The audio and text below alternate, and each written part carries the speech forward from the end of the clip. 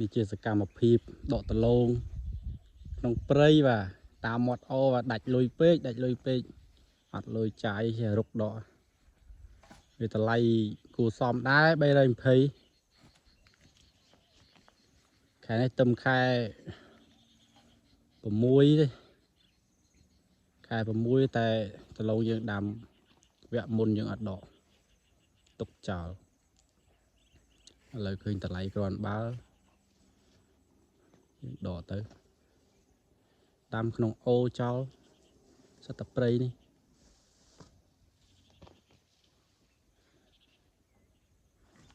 មើលគួរសមដែរ